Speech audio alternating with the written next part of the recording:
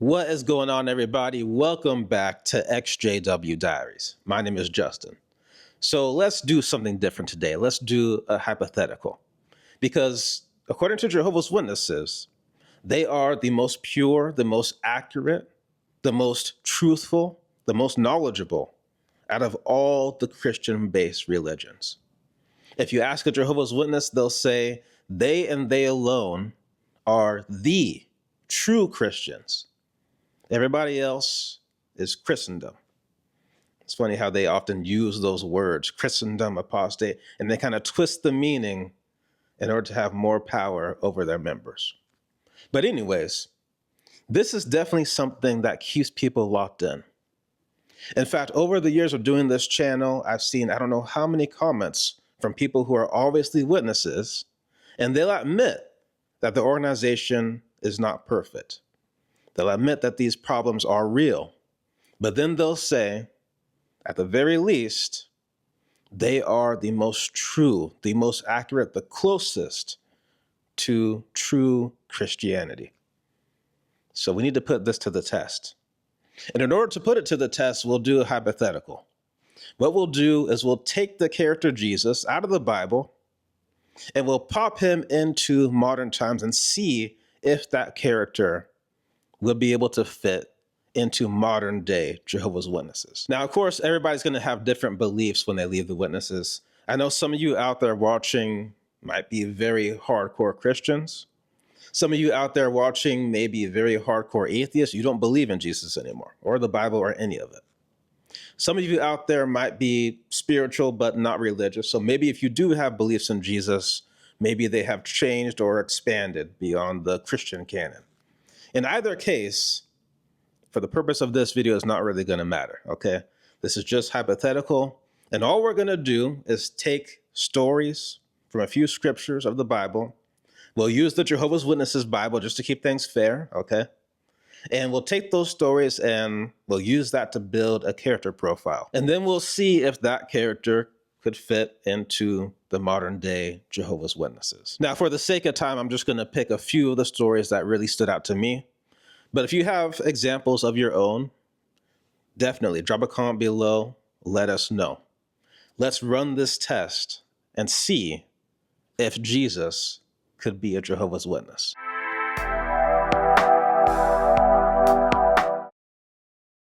So let's start things off with a very common, well-known scripture, because this really shows the mindset of this character, Jesus. And that's at Matthew 22, 34 through 40. And again, reading from the Jehovah's Witness Bible, New World Translation, it says, "After the Pharisees heard that he had silenced the Sadducees, they came together in one group. And one of them, versed in the law, tested him by asking, 'Teacher, which is the greatest commandment in the law?' He said to him, 'You must love Jehovah your God with your whole heart and with your whole soul and with your whole mind. This is the greatest and first commandment.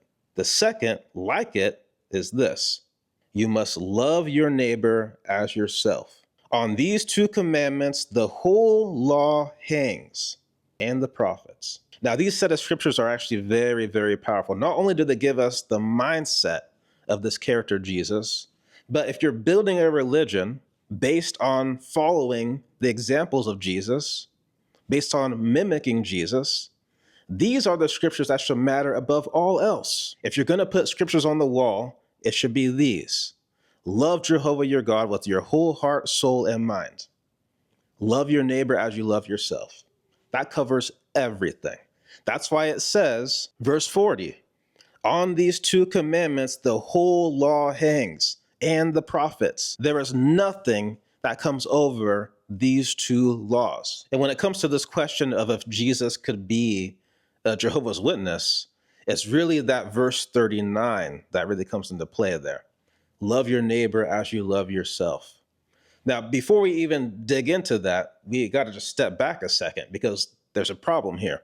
The problem being that the majority of people out there, especially the majority of Jehovah's Witnesses, due to how the organization teaches them to think about themselves, the majority of them do not have a proper healthy understanding of what healthy self-love actually is.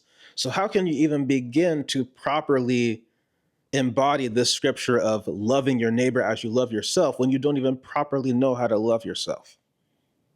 So let's step back for a second and consider some of these other examples of Jesus and see how he displays this proper love, and see if that proper love would actually be able to fit into the Jehovah's Witnesses. So now let's go to the second set of scriptures here. That's in Luke chapter 15, 11 through 32. And I'm not going to read the whole thing. I just want to give you guys the main points here. But it says, "Then he said, a man had two sons." You guys know the story already. "And the younger one said to the father, 'Father, give me the share of the property that should come to me.' So he divided his belongings between them.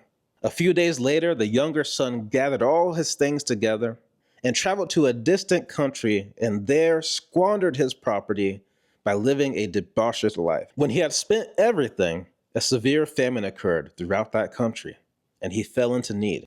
So he's having some horrible luck. Now let's skip down to verse 17. It says that he came to his senses. He said, "How many of my father's hired men have more than enough bread, while I am dying here from hunger? I will get up and travel to my father and say to him, 'Father, I have sinned against heaven and against you.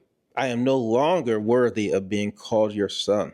Make me as one of your hired men.'" So here this man was already in the mindset of being willing to take his punishment, being willing to live a lower life because he screwed up his inheritance. And then what happens? Verse 20, "So he got up and went to his father." Notice what happens here. "While he was still a long way off, his father caught sight of him and was moved with pity. And he ran and embraced him and tenderly kissed him. Then the son said to him, 'Father, I have sinned against heaven and against you. I am no longer worthy of being called your son.' But the father said to his slaves, 'Quick, bring out a robe, the best one, and clothe him with it, and put a ring on his hand and sandals on his feet. Also bring the fattened calf and slaughter it, and let us eat and celebrate. For this son of mine was dead, but has come to life again. He was lost and has been found.' And they started to enjoy themselves." So here this son messed up his inheritance. He admitted that he sinned against Jehovah and sinned against his father. He was ready and willing to accept the punishment, and instead, his father, when he saw him from afar, was moved with pity, ran up to him, embraced him, and welcomed him back, and celebrated his return. Now compare that to the Jehovah's Witnesses and how they treat people who have drifted off, drifted away, lived a worldly life, and then returned to the organization. How are they treated when they were returned? We have a perfect example of this. A little while ago, I did an interview with Jerome. The first interview that I did with him was fully focused on the fact that this man left the Jehovah's Witnesses for many, many years. And then on his own, he came back to the organization. On his own. Nobody knocked on his door. Nobody gave him that Return to Jehovah pamphlet. He returned on his own. And when he returned, the elders came to him and told him to tell them everything that he did while he was in the world. And due to that conversation, he was disfellowshipped. So can you imagine? You return to the organization on your own, and then they kick you right back out. Now, the rest of Luke chapter 15 talks about the brother of this prodigal son and how he felt angry because his brother was not being punished. He felt he deserved to be punished. How dare you celebrate when this man has messed up his inheritance, squandered everything you gave him. Now, I want you to read those scriptures again and then ask yourself, who do the Jehovah's Witnesses align more with? Do they align more with the father who embraced his son when he came back, when he returned, just happy that he was alive? Or do they more closely align with the prodigal son's brother who wanted to see some punishment for the sins committed? So just the fact that Jesus was telling this story really shows his mindset when it comes to forgiveness. You see that love in that story. There was no concern from the father about what did you do? How did you squander this money? No, it was just, I'm happy that you're home. Let's move on to the next example. This one is found at Luke 13, verse 10. Again, I'm not going to read the whole thing, but let's just get the main points here. Verse 10, it says, "Now he was teaching in one of the synagogues on the Sabbath. And look, a woman was there who had a spirit of weakness for 18 years. And she was bent double and was unable to straighten up at all.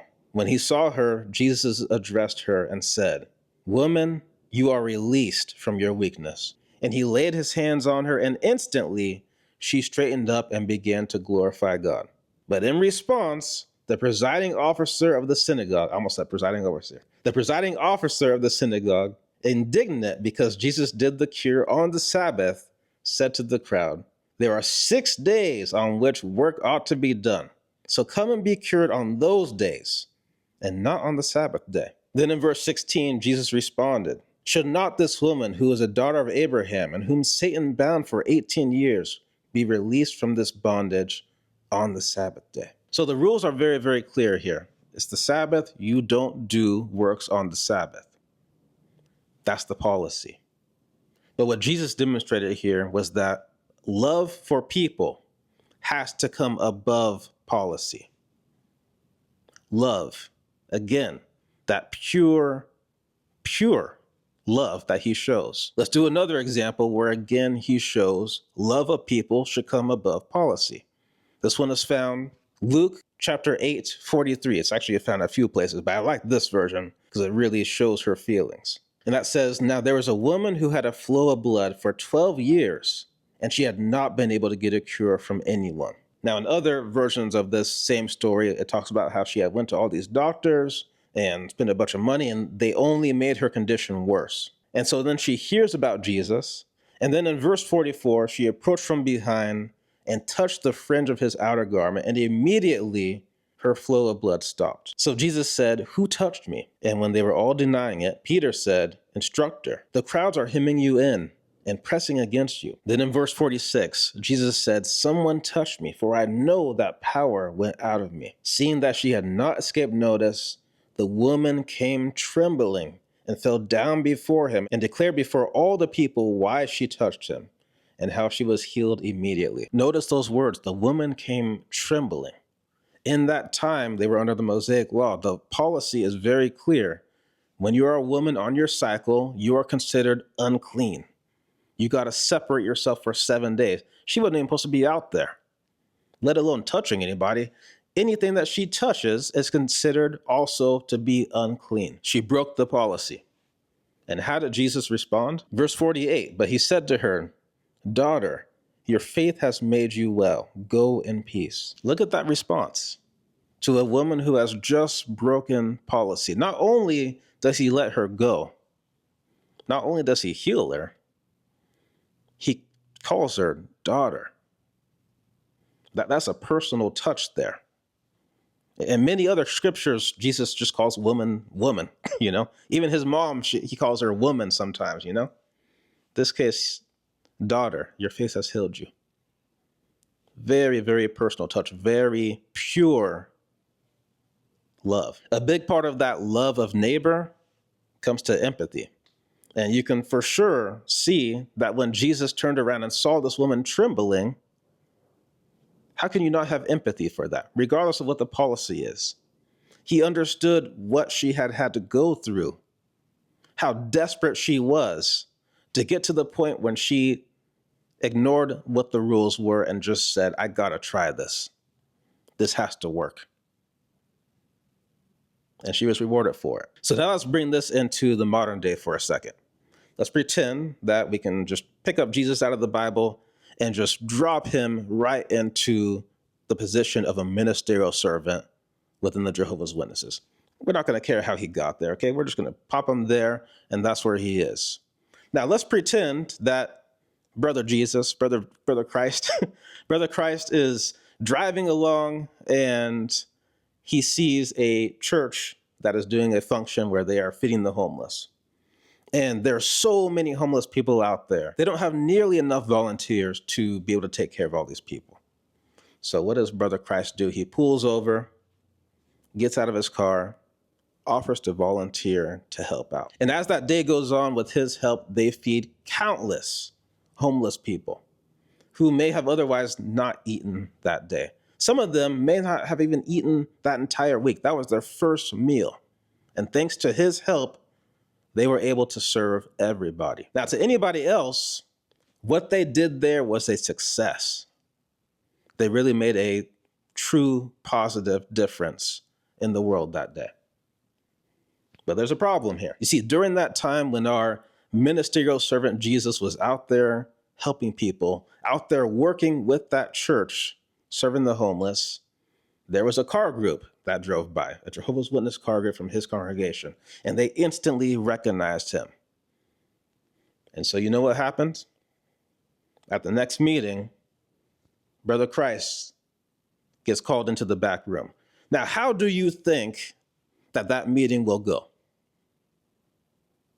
You're out there, a ministerial servant who's supposed to be an exemplary brother, and you're out there working at a church, building a false religion, working with them, volunteering to push their message. It's more than likely that that brother will be removed from being a ministerial servant, possibly silently reproved to go along with it, all for feeding the homeless.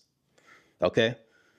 This is one example where you can really see that when you take this character Jesus and place him in modern day religion, the box that religion puts on your love of neighbor would not be able to work with a character like Jesus. That love cannot be contained. That pure love cannot be contained within the box that religion tries to place you in. And the reason he'd be removed is because Jehovah's Witnesses have repeatedly demonstrated that policy comes before everything. Everything. This is why you can have a young girl who gets taken advantage of, and she gets called into a judicial meeting, or whatever they want to call it now, okay? And they asked her questions about what was she wearing? How much did she have to drink that night? Who was she hanging out with? All of these questions are made to put the blame on her for what she experienced. That is policy over love of people. This girl has just experienced something traumatizing, and now you're going to remove her from the congregation. So now let's go to the next one. This one is in Matthew chapter 9. Next, while moving on from there, Jesus caught sight of a man named Matthew sitting at a tax office, and he said to him, "Be my follower." At that, he rose up and followed him. Later, as he was dining in the house, look, many tax collectors and sinners came and began dining with Jesus and his disciples. But on seeing this, the Pharisees said to his disciples, "Why does your teacher eat with tax collectors and sinners?" Now, in a modern day scenario, this would be like Jesus being out to eat with a bunch of worldly people. Okay, imagine Jesus is an elder out to eat with a bunch of worldly people. Imagine if a few of those worldly people are politicians. What would that image be like? How would he be treated in the congregation after a scene like that? Would he even still be an elder? But you see, Jesus was not looking at people based on their exterior. He was looking at their heart. You know, when we went out in service, we only viewed people as worthy if they listened to us. When we were going out in service, we had no idea who those people truly were. We had no idea of their heart condition. All we knew was that if they didn't take our Watchtower magazine, our Awake magazine that we were peddling for that month, then our view of them was lower. Doesn't matter how nice they were. You know, we never know. I mean, somebody that we knocked on the door of could spend the majority of their time going off to third world countries, helping those people to learn to read, helping them to get clean water, and he's spreading his ministry in that way. He has no time for organized religion.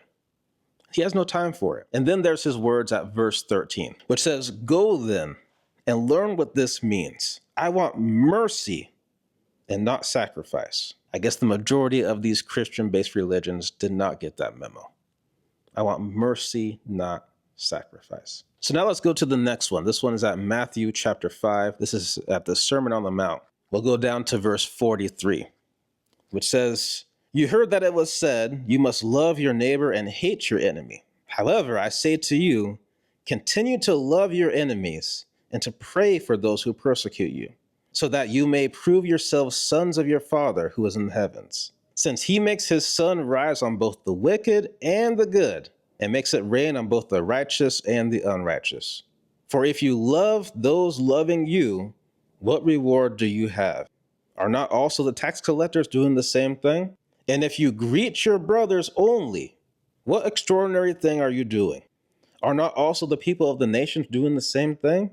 You must accordingly be perfect, as your heavenly Father is perfect." So the main reason that I wanted to bring up these set of scriptures is that it once again shows that pure, universal, unconditional love. You don't just love the people that love you. You love everybody. You don't just greet your brothers. As the scripture says, what extraordinary thing have you done if you just greet your brothers? And yet, we see that that is the attitude that's taught in groups like the Jehovah's Witnesses. Again, they give preference to the people that are in their club. But what Jesus was teaching does not fit in with that. If you brought Jesus into the modern day, dropped him into the middle of the kingdom hall, made him a Jehovah's Witness, would that pure, universal love be able to survive in that kingdom hall? I don't think so. Because the Jehovah's Witnesses are constantly teaching an us versus them type of attitude. And that universal love cannot coexist with an us versus them type of attitude. So now let's come back to that scripture in Matthew, that golden rule. Let's just read it again just to refresh our memories here, okay? Chapter 34, after the Pharisees heard that he had silenced the Sadducees, they came together in one group.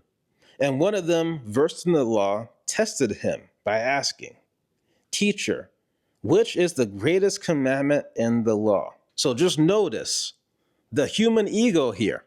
The human ego wants policies, it wants rules, it wants laws, it wants structure.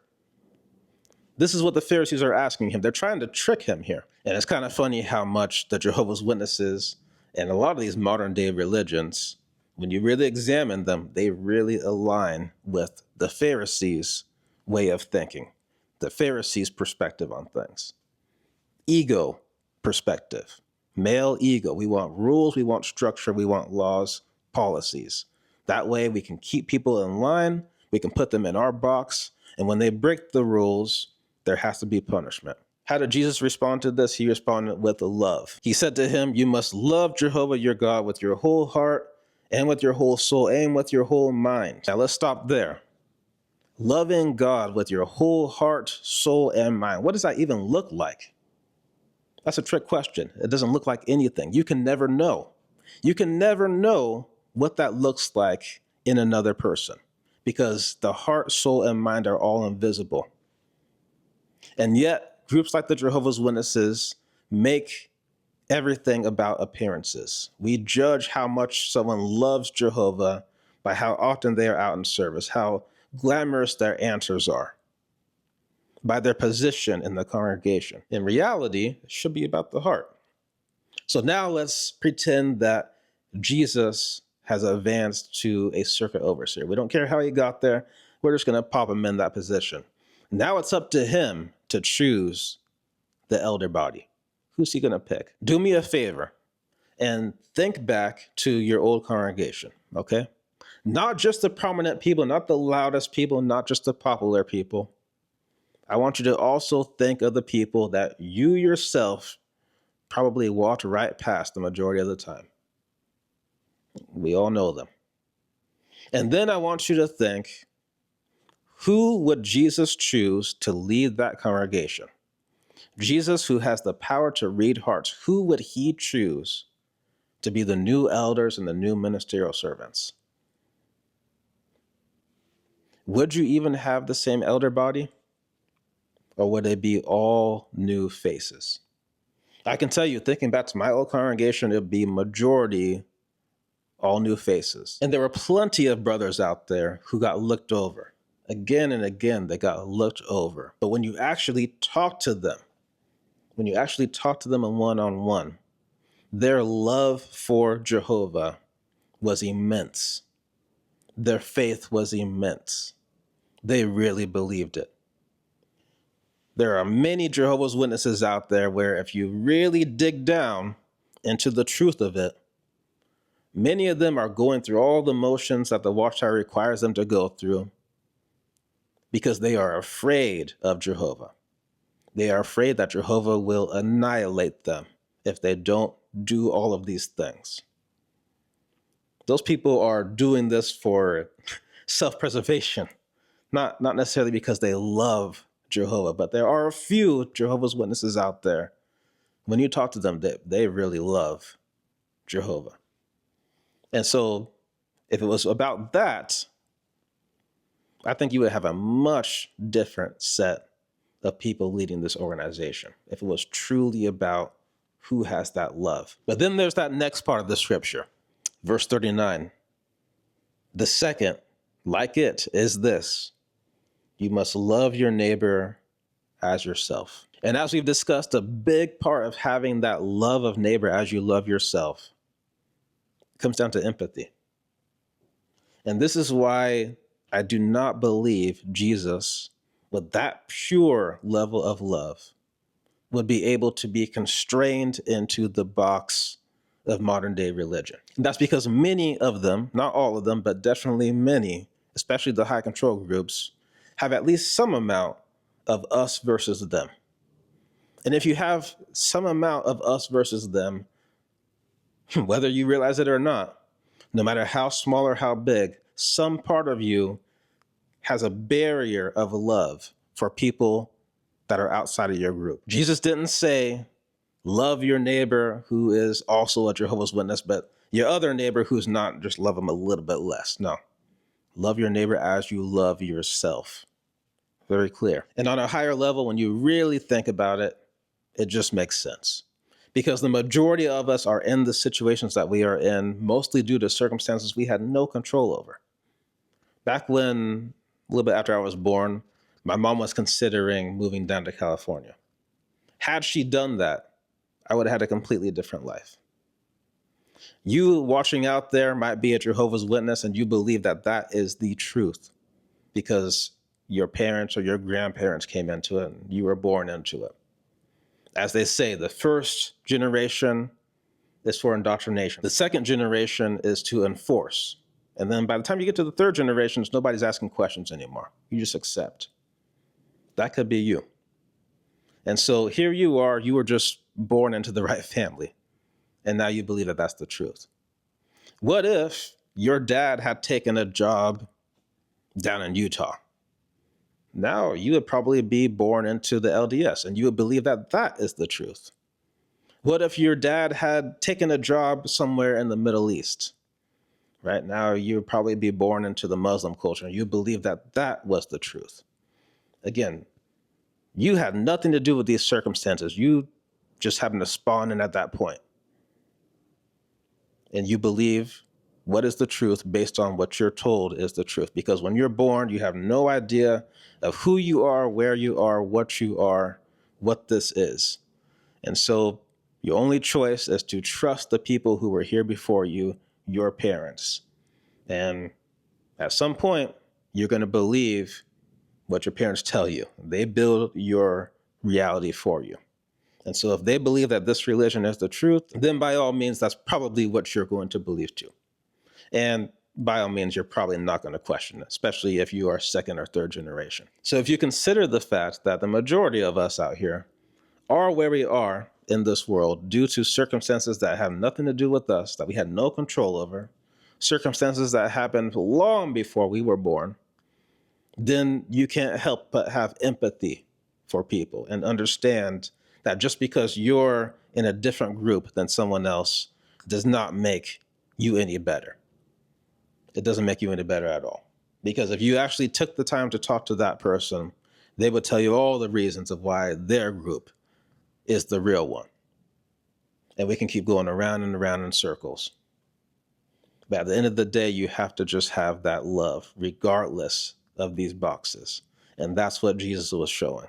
And that's a big reason why Jesus would not be able to be a Jehovah's Witness. And there's other stories where Jesus shows that he has no problem standing up to religious leaders. Now, how do you think that would go in a religion like the Jehovah's Witnesses, where you do not disagree with the governing body? Again, if we bring things to the modern times, not that long ago, the Jehovah's Witnesses changed their rules when it comes to shunning. So now you're kind of soft shun instead of full on, no one can talk to you, right? As long as you're coming to meetings, as long as you're showing progress and trying to live according to their standards, then when you come to meetings, people can at least encourage you and say, hey, it's nice to see you coming. Keep going, keep it up.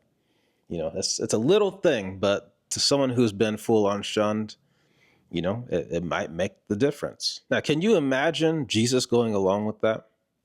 Can you imagine Jesus just now encouraging someone who's been disfellowshipped, showing them love? Can you imagine Jesus waiting for the governing body, Jehovah's chariot, to give them permission to be loving to people who have been removed from the congregation? I don't think Jesus would have waited for that permission. I think someone like Jesus with that universal love, that pure love, a long time ago would have been helping and encouraging people who are disfellowshipped. And not only just at the Kingdom Hall, he would have been inviting them out, making sure that they're okay, making sure that they don't feel alone, making sure that they feel loved. Do you think that Jesus would be silent about the CSA issue? You think that he would accept their explanation that it's all apostate lies, even though the legal cases are right out there? There's a quick Google search away. It's not on any apostate website. It's right on the government's website, right? Public records. Look it up.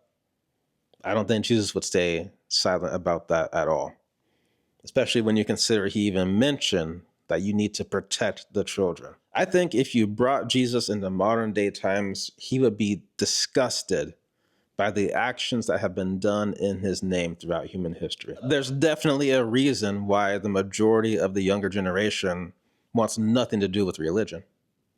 Is it that they don't believe anymore? I don't think so. I think there's plenty of people out there, younger generation, that still believes in something, but they don't believe in religion. I'll tell you why. There's a reason why the term religious trauma has grown in popularity and continues to grow. The hypocrisy, the abuse, the mental manipulation, the control, all of those things are damaging. All those things hurt people. And I think if Jesus was in modern times, he would be disgusted by the way those things are used in his name. So with that, I want to thank you so much for watching. Thank you for your time. I will catch you in the next one.